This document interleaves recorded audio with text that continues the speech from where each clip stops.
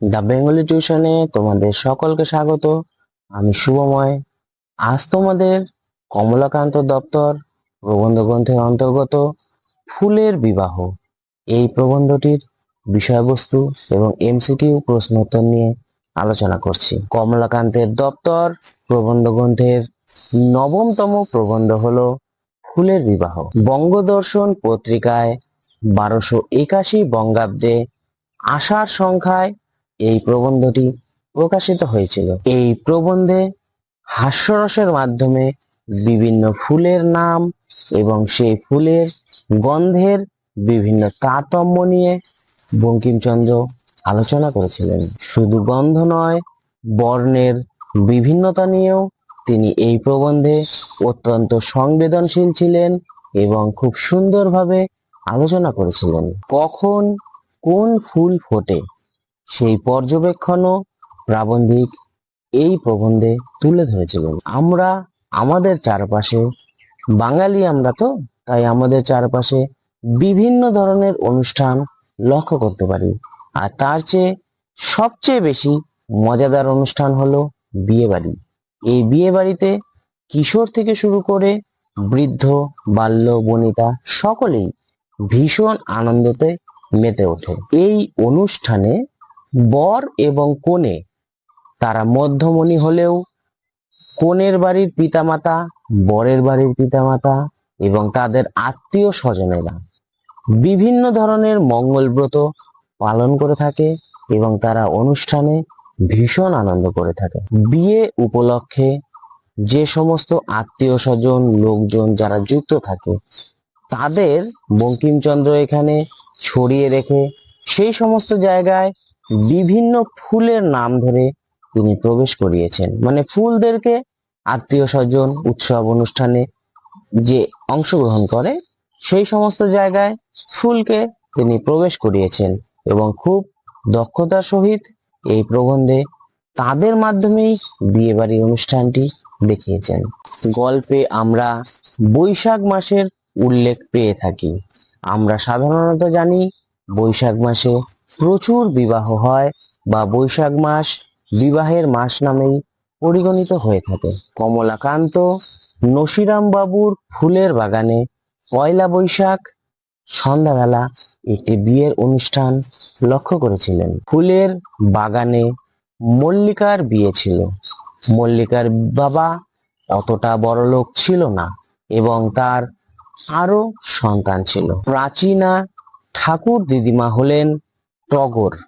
আর এদিকে রঙ্গন ফুলের বিয়ে উপলক্ষে তো মুখে আর হাসিই ধরে না, মানে সে সব সময় হাসতেই রয়েছে। এদিকে জুঁই ফুলকে আমরা লক্ষ্য করি মল্লিকার সখী হিসাবে। বিয়ে উপলক্ষে সে কন্যার পাশে গিয়ে বসে, মানে মল্লিকার পাশে গিয়ে বসে থাকে।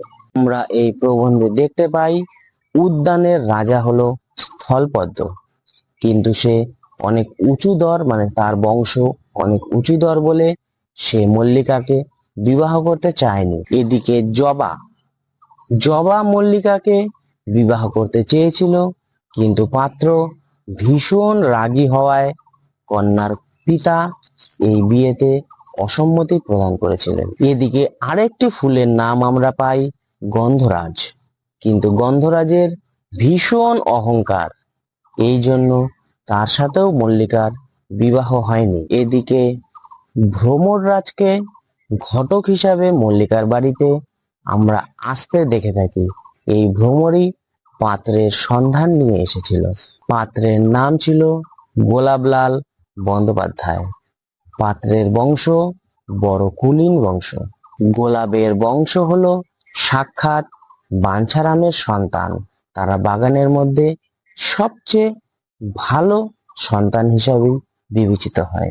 আমরা দেখতে পাই গোধূলি লগ্নে গোলাপ এবং মল্লিকার বিয়ে সম্পন্ন হবে এবং এই বিবাহে নহমত বাজানোর দায়িত্ব পেয়েছিল উচ্চিংড়েরা। এই বিবাহে সানাই বাজানোর দায়িত্ব পেয়েছিল মৌমাছিরা, কিন্তু মৌমাছিরা রাত কানা ছিল বলে তারা বরের সাথে কনের বাড়িতে যেতে পারেনি। জোনাকিরা অবশেষে ঝাড়বাতি হিসাবে বরের সাথে গেল এবং তারা রাস্তা আলো করতে করতে বরকে মল্লিকার কাছে নিয়ে যায়। এদিকে রাজকুমার স্থলপদ্ম দিনের শেষে অসুস্থ হয়ে যাওয়ায় তিনি বিয়েতে অংশগ্রহণ করতে পারেনি। জবা গোষ্ঠী মানে শ্বেত জবা, রক্ত জবা, জারক জবা, সমস্ত জবা গোষ্ঠী সপরিবারে বিয়েতে অংশগ্রহণ করতে দেখতে পাই আমরা। সেকালে রাজাদের মতো বড় উঁচু ডালে করে চড়ে এসেছিল করবীর দল। এই বিবাহে দেখতে পাই নিতবর হিসাবে সেউতিকে। গারদের জোর পড়ে চাপা বিয়ে বাড়িতে এসে দাঁড়ালে তার থেকে ব্র্যান্ডির গন্ধ পাওয়া যাচ্ছিল। এই বিবাহে গন্ধরাজেরাও বড় বাহার দিয়ে সেজে এসেছিল। অশোক নেশা করে চোখ লাঙাল করে এই বিয়ে বাড়িতে এসেছিল এবং তার পিছনে মোসাহেবি করতে এসেছিল পিঁপড়ের দল।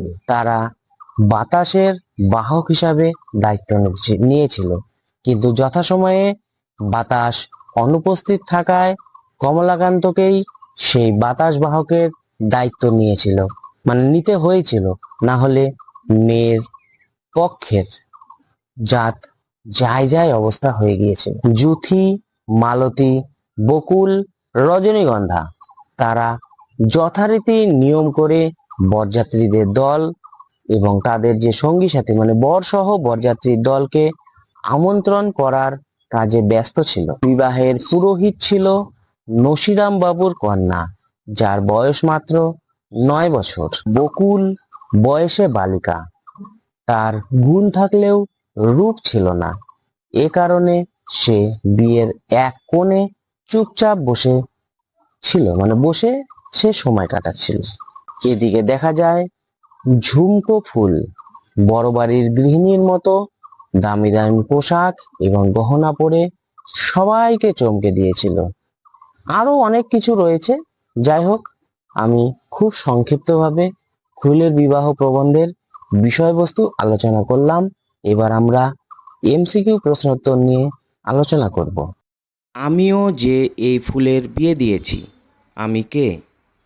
অপশনগুলি হলো ভ্রমর, কমলাকান্ত, কুসুমলতা। সঠিক উত্তর কুসুমলতা। ফুলের বিবাহ কমলাকান্তের দপ্তর গ্রন্থের কত সংখ্যক প্রবন্ধ? অপশনগুলি হলো অষ্টম, নবম, দশম। সঠিক উত্তর নবম।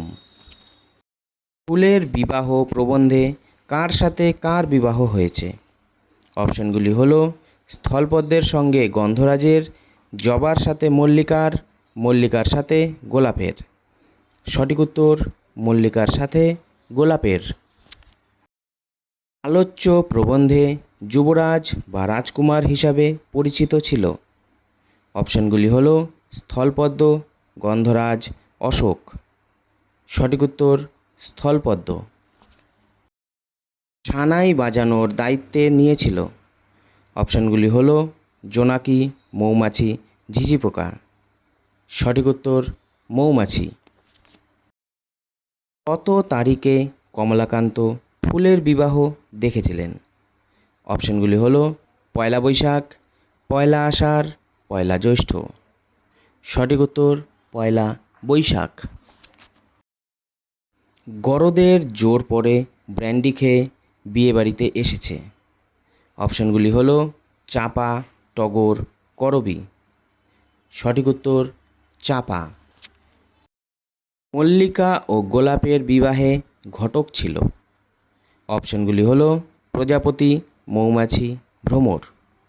সঠিক উত্তর ভ্রমর। রাজাদের মতো বড় উচ্চ ডালে চড়ে বিয়েতে এসেছিল? অপশনগুলি হলো চাপা, টগর, করবী। সঠিক উত্তর করবী। মল্লিকা ও গোলাপের বিবাহে পুরোহিত ছিল?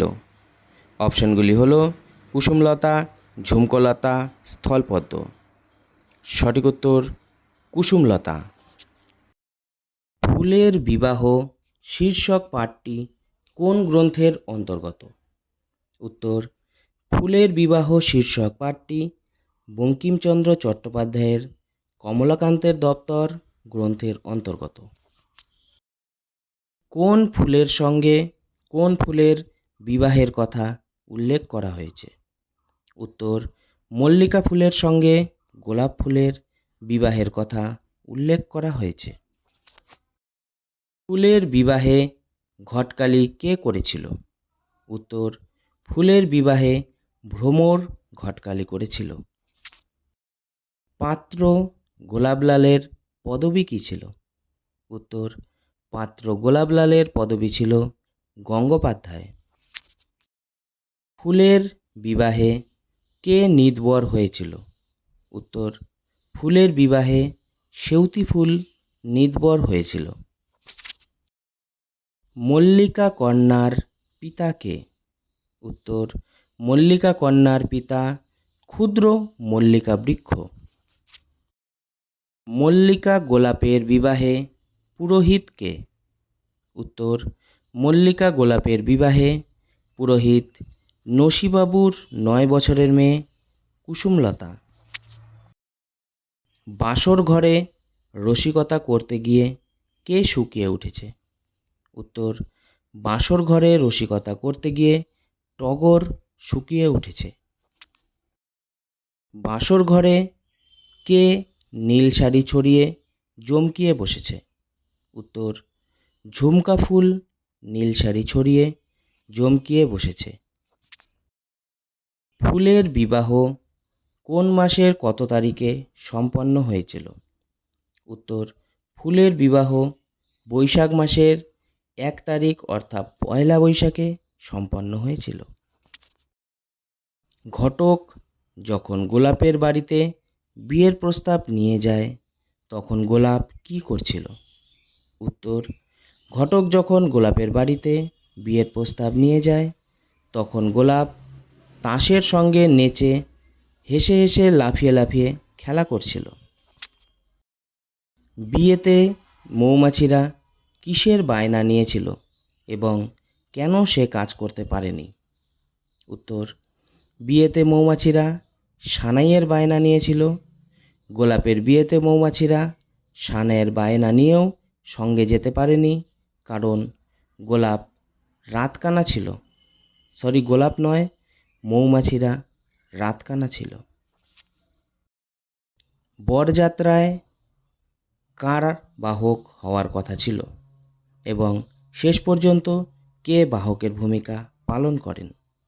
উত্তর, গোলাপের বিবাহযাত্রায় বাতাস বাহক হওয়ার কথা ছিল, কিন্তু কাজের মধ্যে কোথাও লুকিয়েছিল দেখা যায়নি। শেষ পর্যন্ত কন্যাপক্ষের কুল রক্ষা করার জন্য স্বয়ং কমলাকান্ত সেই ভার নিয়েছেন এবং বাহক হয়ে সবাইকে মল্লিকাপুরে নিয়ে গিয়েছেন। নসিবাবুর কন্যার নাম কি? তার বয়স কত বলে উল্লেখিত হয়েছে? উত্তর, নসিবাবুর কন্যার নাম কুসুমলতা। কুসুমলতার বয়স 9 বছর। বরযাত্রায় পিঁপড়েদের ভূমিকা কেমন ছিল? উত্তর, বরযাত্রায় পিঁপড়েরা মোসাহেব হয়ে এসেছিলেন। তাদের গুণের সঙ্গে সম্বন্ধ নাই, কিন্তু তাদের দাঁতের বড় জ্বালা। কমলাকান্ত উল্লেখ করেছেন, যে কোনো বিবাহে এরূপ জ্বালাময় মোসাহেব থাকে, যারা হুল ফুটিয়ে ঝগড়ার সৃষ্টি করে। নসিবাবুর বাগানে কমলাকান্ত কবে কার বিবাহ দেখেছিলেন? উত্তর, কমলাকান্ত নসিবাবুর ফুলবাগানে পয়লা বৈশাখ মল্লিকা ফুলের বিবাহ দেখেছিলেন। মল্লিকা কলিকা কন্যা কখন বিবাহযোগ্যা হয়ে উঠেছেন? উত্তর, মল্লিকার বৈকাল শৈশব প্রায় শেষ হয়ে এসেছে, কলিকা কন্যা বিবাহযোগ্য হয়ে উঠেছে। মল্লিকা কন্যার পিতা কে? তার অবস্থা কেমন? উত্তর, মল্লিকা কন্যার পিতা ক্ষুদ্র মল্লিকা বৃক্ষ। মল্লিকা বৃক্ষের অবস্থা বড়লোক নয়, তার উপর আবার অনেকগুলি কন্যাদায়গ্রস্ত। মেয়ে আছে। কে কাকে এই প্রশ্ন করেছে এবং উত্তরে কি বলা হয়েছে? উত্তর, ঘটকরাজ ভ্রমর মল্লিকা বৃক্ষকে এই প্রশ্ন করেছে। উত্তরে মল্লিকা বৃক্ষ পত্র সঞ্চালন করে জানিয়েছে মেয়ে আছে বলে। ঘটকরাজ ভ্রমর মল্লিকা কনের বিবাহ সম্বন্ধ এনেছে কোন পাত্রের সঙ্গে? উত্তর ঘটকরাজ ভ্রমর মল্লিকা কনের বিবাহের জন্য গোলাপলাল গঙ্গোপাধ্যায়ের সম্বন্ধ এনেছে। কুলাচার্য কে? গোলাপের বংশ কেমন? উত্তর কুলাচার্য ঘটকরাজ ভ্রমর, আর গোলাপের বংশ বড় কুলীন। গোলাপের বিবাহযাত্রায় কারা গন্ধ বিলিয়ে দেশ মাত করেছে? কারা এসেছে নেশায় লাল হয়ে? উত্তর গোলাপের বিবাহযাত্রায় গন্ধরাজের দল গন্ধ বিলিয়ে দেশ মাত করেছে, আর অশোক এসেছে নেশায় লাল হয়ে। মল্লিকা কন্যা এবং গোলাপলালের বিবাহে স্ত্রী আচার পালন করেছে কারা? উত্তর মল্লিকা কন্যা এবং গোলাপলাল গঙ্গোপাধ্যায়ের বিবাহে কন্যা গৃহে স্ত্রী আচার পালন করেছে যুথি, মালতী, বকুল, রজনীগন্ধা প্রভৃতি। বাসর ঘরে কে রসিকতা করতে গিয়ে শুকিয়ে গেছে? উত্তর বাসর ঘরে সাদা বনে বাঁধা রসিকতা করতে গিয়ে টগর শুকিয়ে গেছে। বকুল বাসর ঘরে এক কোণে চুপ করে বসে থেকেছে কেন? উত্তর বকুল বাসর ঘরে এক কোণে চুপ করে বসে থেকেছে কারণ বকুলের যত গুণ তত রূপ নেই।